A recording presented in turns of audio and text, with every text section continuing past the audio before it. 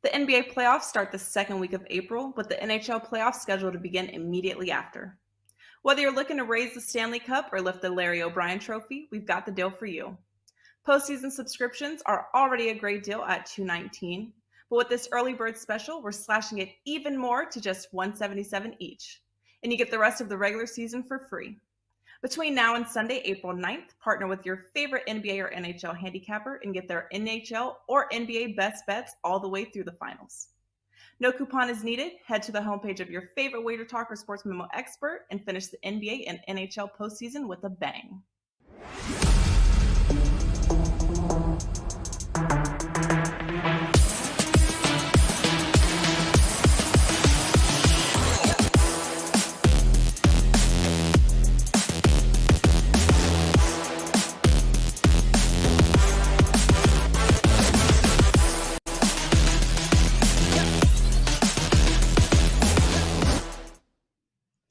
Welcome into the NBA Tip-Off Show here at WagerTalk TV. I'm Megan Payton, joined alongside three of the best NBA handicappers in the business. We have a double Tony show today. Tony Finn, Tony Mejia, and prop god Andy Lang joining us as we begin to wrap up the NBA regular season. Just 3 days left. We're going to find ways to get some value in today's show. I know the lines get sharper. It gets a little bit more tricky to bet, but this is why we bring the best of the best on. As always, we'll have a contrarian play. We'll have a featured overtime best bets, dogs, all the fun stuff. Let's go around the horn, though, and hear what our cappers have up at Wager Talk. Andy Lang, start us out. How are you, and what do you have going on at WagerTalk.com? Very good, Megan. It's Masters Week, so one of the busiest weeks of the year for me. A lot of fun. So watching the end of this, the second round, what do I have up at Wager Talk? We got a UFC 5% play. We've got a Friday All Sports Pack that if you want to get now, it's got a 4% PFL play that is up. We got a lacrosse game in there, and we've got a couple of NBA plays, actually. Not a great card, but boy, there's a couple good spots in there to cash some bets. So grab that at WagerTalk.com. Looking forward to a good Friday evening. I know you three will always find us ways to get some value on some trickier slate of games as we get towards the end of the season. Tony Mejia, how are you and what do you have going on? Hey, Megan, how are you? Great to see you. I have a 5% play. It's the first one of the month, and it's probably it is going to be the only one before the playoffs begin. So I really like something today. We will hopefully knock it out. I'm number one all time. Well, not all time, but I guess since I came on board in 2020, number one in all NBA 5% profits, all 5% profits all together, like over 160 units. Totals, sides, doesn't matter. Any way you slice it, number one. So looking to hit another max bet winner, and it's an NBA play tonight. I love that 5% play up at wagertalk.com for Tony Mejia in NBA. And just to correct myself, it's the first one this month, right? Correct. Yeah.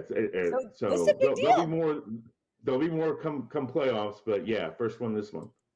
That's a big deal. So make sure you guys go ahead and check that out at wagertalk.com. Tony Mejia's 5% play. Tony Finn, how are you and what do you have going on? I'm doing great. It's a great day.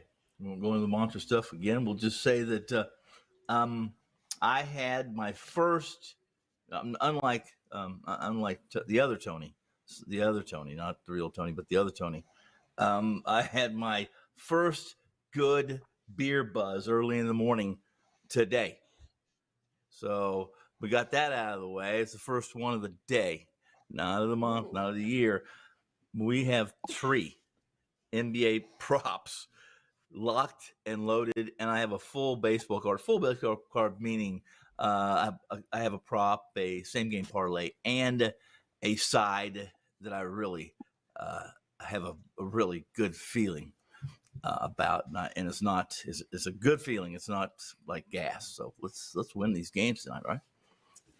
Hey, it's Friday. It's 5 o'clock somewhere on the East Coast. I'm glad Tony Finn's got a nice beer buzz, hopefully lingering on from this morning. Let's talk Let's talk the games that are on the slate today. Our first up, contrarian play of the day. The gods are telling us take Magic plus 11. Orlando Magic at Brooklyn Nets, tip off 7:40 Eastern. Nets minus 11, totals at 219. This is a skip for me. The Nets opened at -7. So if you like Brooklyn, which I do, it's kind of too late, in my opinion. The Nets need this win. If they want to win or be in that 6th seed in the playoffs, they've got to win one of their last 2 to clinch that spot. The Magic have absolutely nothing to play for. It's really hard to bet on an Orlando team that could be sitting most of their starters. Tony Mejia, how are you approaching this one? Where gods say Orlando plus 11.5, that is. Yeah, I mean, like if you're psychic and you believe that Paolo Banchero, Markel Fultz, Franz Wagner, and Gary Harris will suit up, considering all are questionable, spot.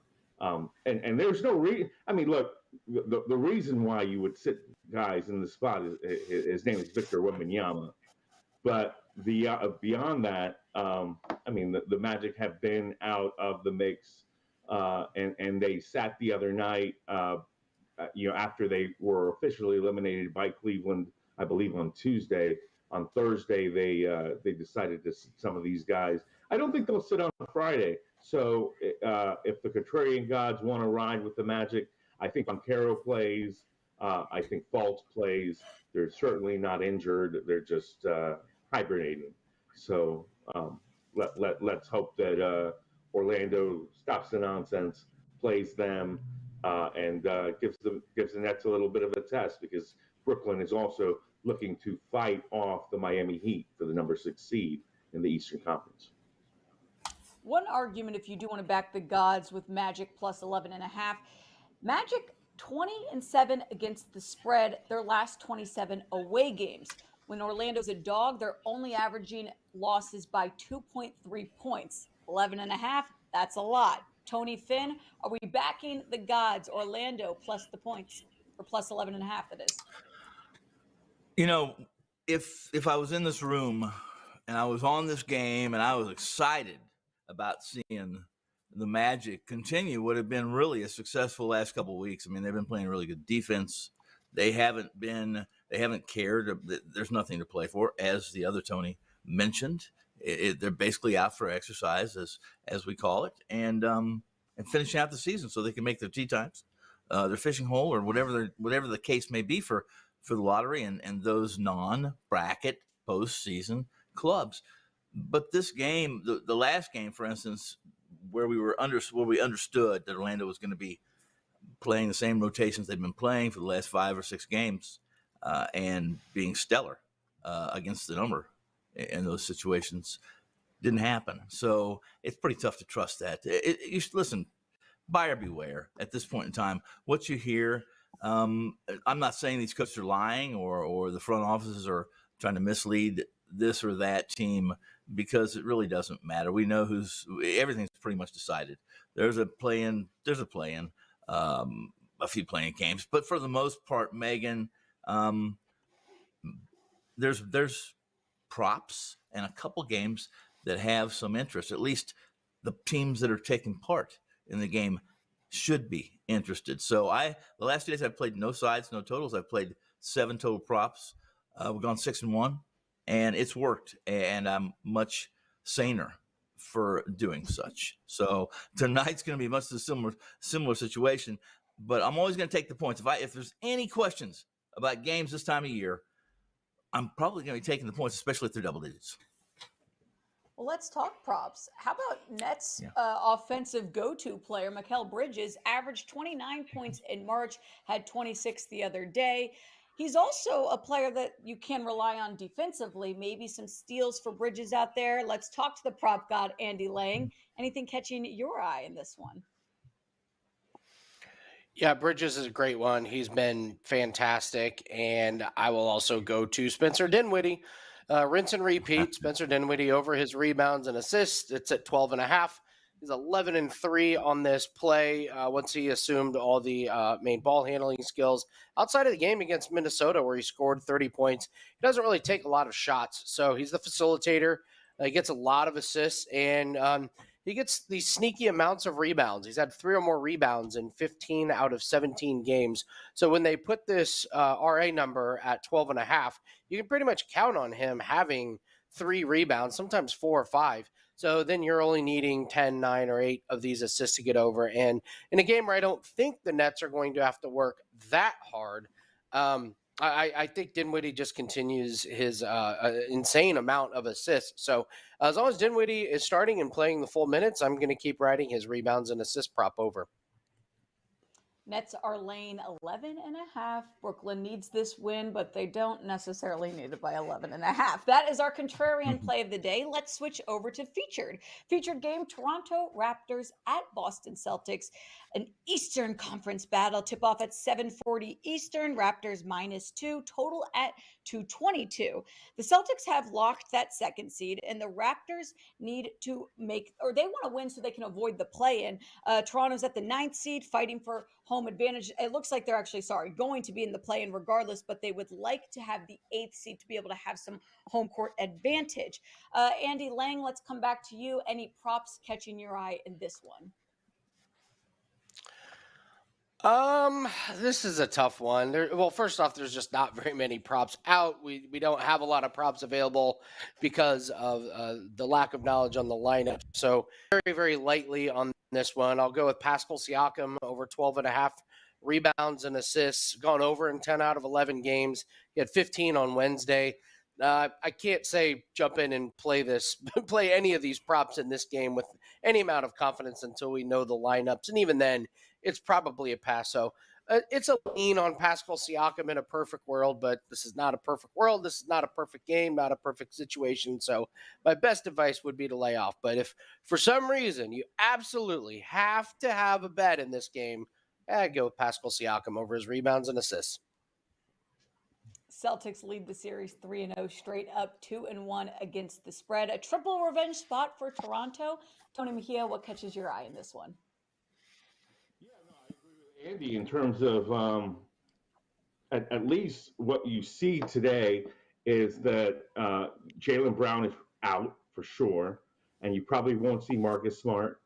The Celtics are confident with where they are, and the Raptors are not. And the Raptors just finished playing the Charlotte Hornets. The Hornets are not a serious basketball team at this point. They've been sitting everybody for a good week. So from that standpoint, I think Boston can beat Toronto straight up, hands down, especially at home. Doesn't matter who plays. Doesn't matter that Jaylen Brown's out of the lineup. So this is a game that I want nothing to do with. But at the same time, you should see Toronto at full strength. OG Anunoby turned his ankle and then still suited up for the second game against the Hornets. So he should be good to go. He's been hitting corner threes like they're going out of style. But at the same time, like without Jaylen Brown, potentially without Marcus Smart, these aren't going to be your normal Boston Celtics. So it's a game that the Raptors can win. And at the same time, it's a game that I don't trust the Raptors to win. So this is a complete pass for me.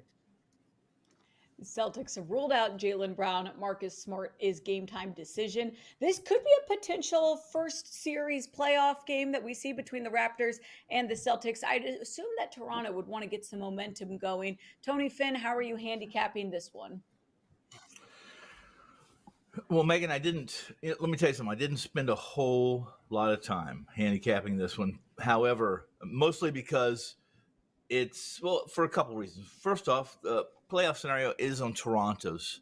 It's in their corner. So Boston's pretty much, they're fixed where they're going to be. They're going to be the number 2 seed.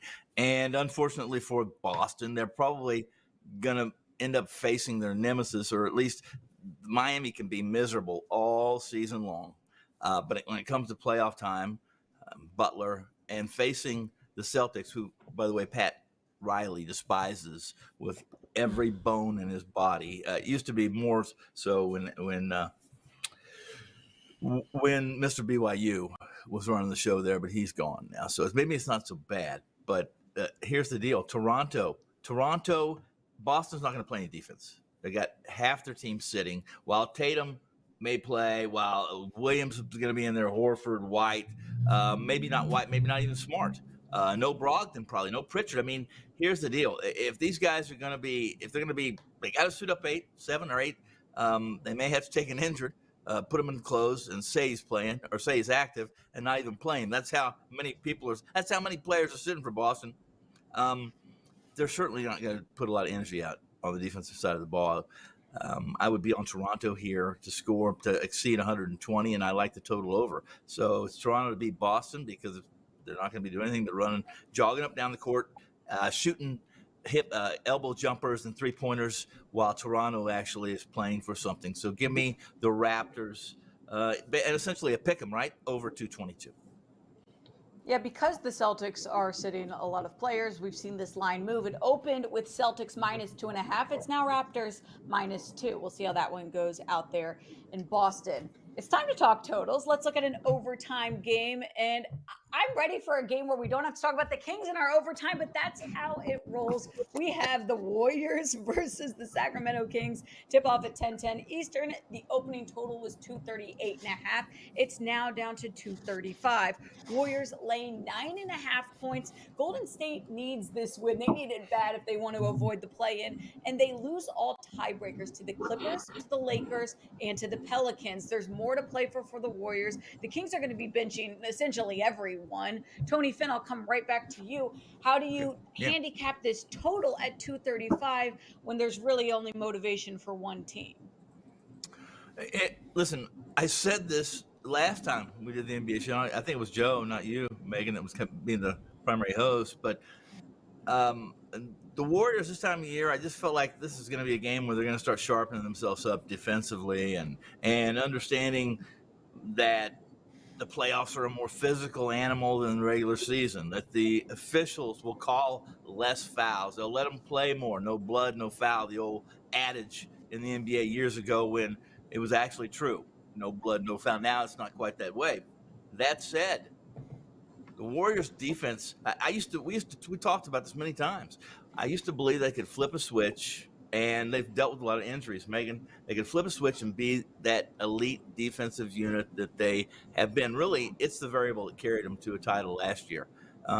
It's not because they were over the top good offensively with just Curry and a Thompson that wasn't even playing every night, remember. So I'm not sure they can do that. I mean, their last game at home exceeded 250, and they looked like they were slow. They looked like they were a step off, that they weren't cohesive. I've lost a lot of confidence in this team, and they're not at home. We know the Kings, unless they're playing their first 5 and their second rotation behind that first 5, they're hard to figure out. They've been very inconsistent, and I don't even expect Fox to even take a minute of court time tonight.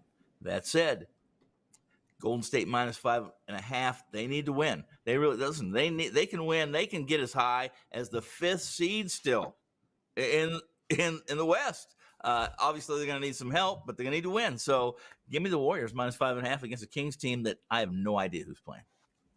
And I will go. But not. I can't go over.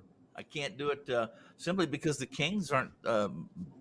Unless Fox and Sabonis are, tied together and in sync and playing up and down the floor, it's difficult for me to go over this number, Megan. It really is.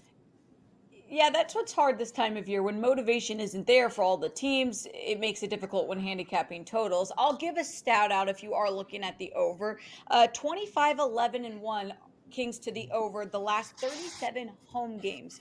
The Kings have been consistently good at scoring, and the Warriors have been consistently bad on defense on the road. That would maybe make me lean over, plus the points did drop to 235. Mejia, are you going to ride with over under here? I am not. I want no part of this total for the exact same reason that my brother Tony Finn said. Simply put, I mean, look, you don't know who's playing in this, and I really don't believe that that De'Aaron Fox and Domantas Sabonis are going to suit up. I think we'll see a heavy dose of Trey Lyles tonight in Sabonis' spot. And props to the Sacramento Kings. Nobody saw it coming, but they are your Pacific Division champions. They are basically locked into the number 3 seed, and no need to exert themselves in this game. The Golden State Warriors will get Andrew Wiggins back next week for the playoffs, but they're looking to finish top 6 so they can stay out of the play-in. So this is definitely a game that the Golden State Warriors want to win. I think the Warriors pull it off, but certainly margin is debatable. Marcus Moody has played a really nice couple of games off the bench. They got Jonathan Kuminga, so they've won games without Klay Thompson. They've got Steph Curry, Draymond Green, really playing at a high level. Obviously, Kevon Looney has done that all season. But these aren't your Golden State Warriors, and we'll see if we get the normal Golden State Warriors for the postseason here in the coming week. Yeah, they're going to have to step it up, and they're most likely going to have to play some games on the road in the postseason. I'm looking at Steph Curry here, Andy. 29.5 his points line is. Curry's hit this 3 of the last 4 games. He had 34 points on Tuesday against the Thunder. Do you like where my brain's going for Curry over 29.5? Yeah, difficult game with props. I see where you're going with Steph Curry. I'm going in a different direction here. Those of us that know the Golden State Warriors follow me on this one. So a game that the opponent seems as meaningless. The Golden State Warriors probably playing against some backups, no pressure. Boy, this has Jordan Poole monster game written all over it with a bunch of points. Give me the over on Jordan Poole points. I mean, take a look at some of these games. So they played Oklahoma City. They're not really playing for anything. He goes over. They played San Antonio. He goes over. They played New Orleans. He goes over. Close game against Denver, under. Played against Philly where they sat James Harden. He goes over. They played a close game against Dallas. He goes under.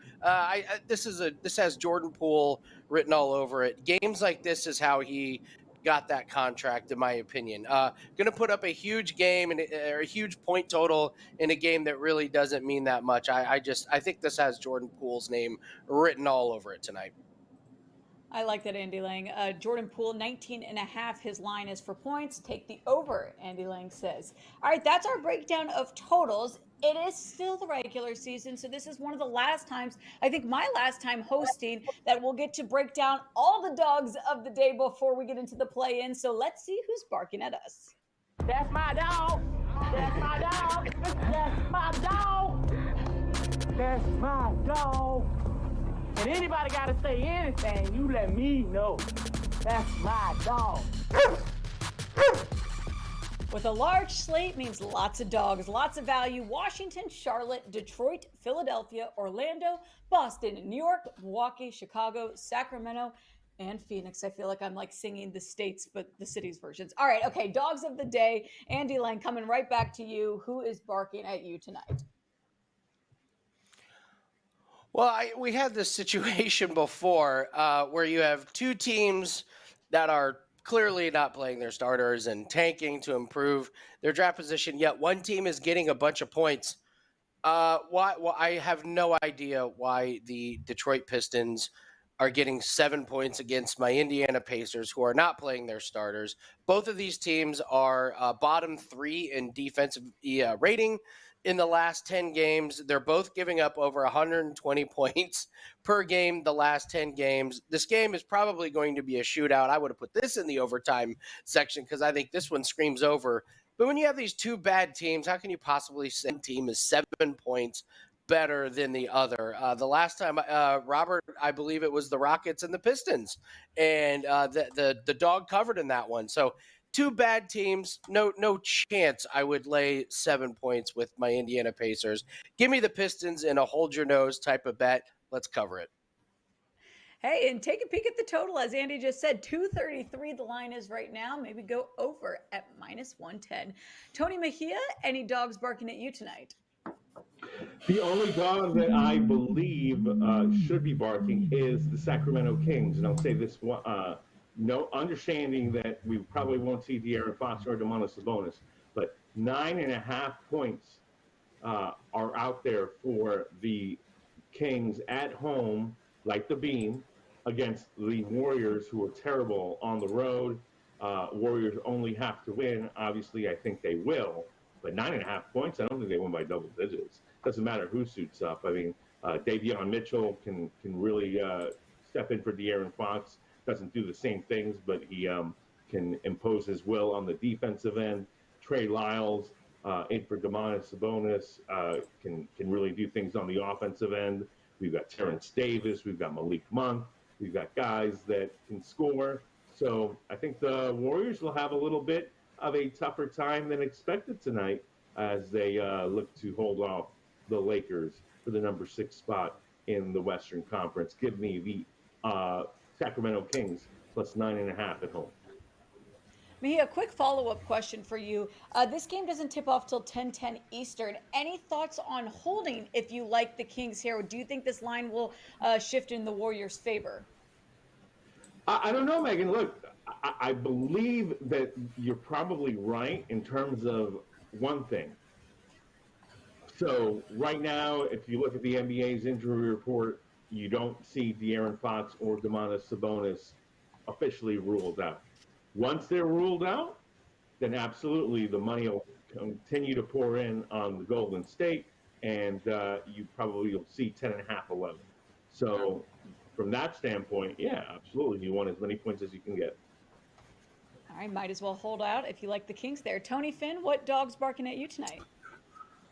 I'm going to go to Phoenix and the Lakers and the Suns. And this game has steam because the Suns are not, I mean, they've locked themselves into the 4 seed. Lakers have been playing really good basketball. They've been a better defensive team, even when they made the change in the lineup and did some finagling with Davis and being out several times as well as LeBron. But anybody that's watched them play recently, the caveat here is who they've played, but they're still playing pretty good basketball, and they're going to be a playoff team when I thought for the most part they wouldn't be a playoff team. They still have some work to do.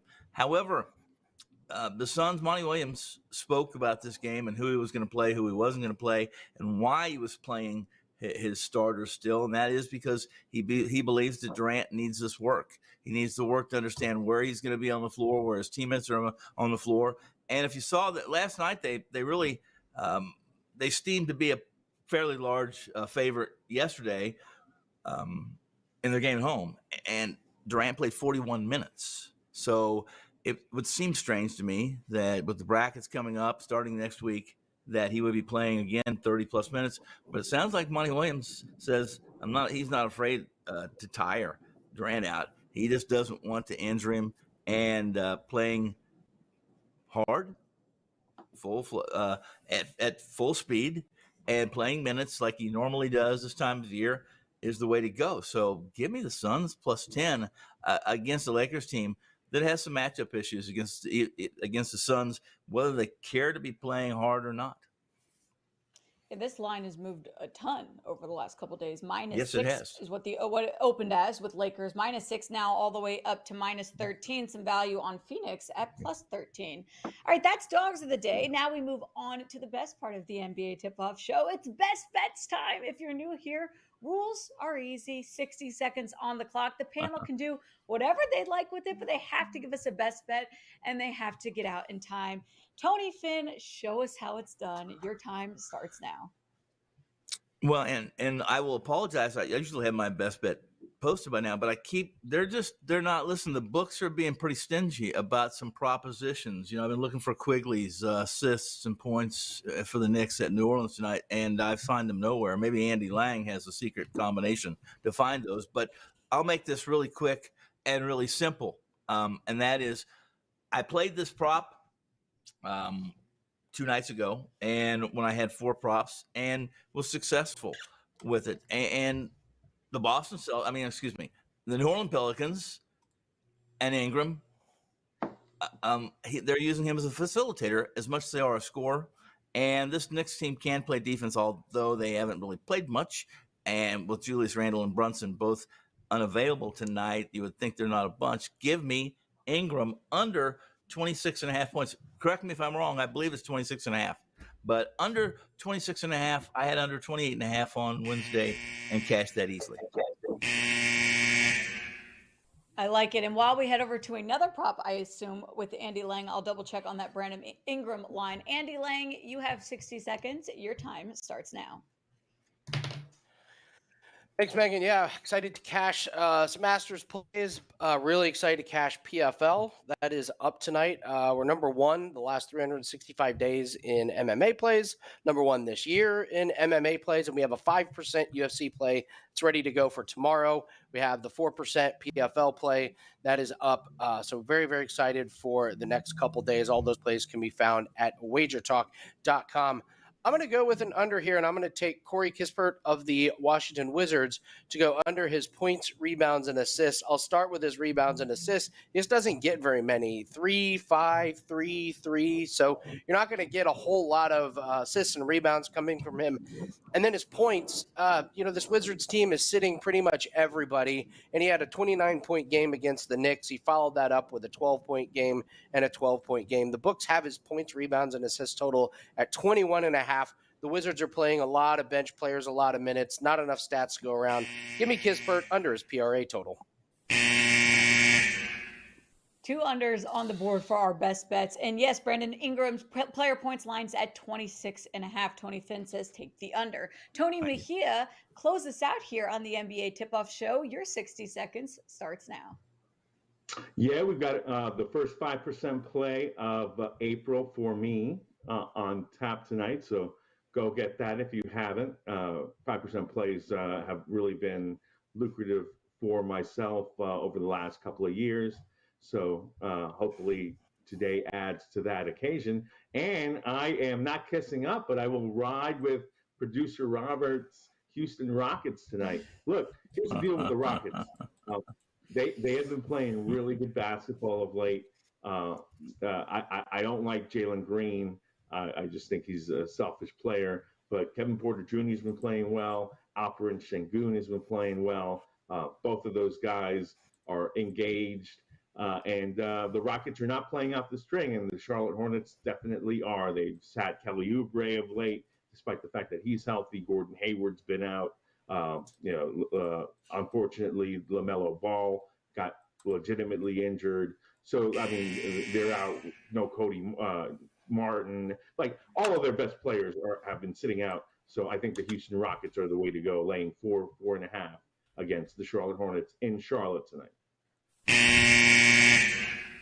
Okay, so out of all the times hosting the NBA Tip-Off Show, this is the first time I've got to see the Wrap It Up Joe Ranieri graphic. Tony Mejia, just because you're taking the Rockets 15th in the West doesn't mean we get to go a minute over our best bet section. It's okay, though. It's Friday. Everyone go get a drink, have a great NBA, or have a great weekend. Take a screenshot of our today's picks recaps. Get our NBA panel's best bets, their dogs of the day. Happy Friday, everyone. Go cash some tickets. We'll see you here next time on the NBA Tip-Off Show. The NBA playoffs start the second week of April, with the NHL playoffs scheduled to begin immediately after. Whether you're looking to raise the Stanley Cup or lift the Larry O'Brien Trophy, we've got the deal for you. Postseason subscriptions are already a great deal at $219, but with this early bird special, we're slashing it even more to just $177 each, and you get the rest of the regular season for free. Between now and Sunday, April 9th, partner with your favorite NBA or NHL handicapper and get their NHL or NBA best bets all the way through the finals. No coupon is needed. Head to the homepage of your favorite WagerTalk or Sports Memo expert and finish the NBA and NHL postseason with a bang.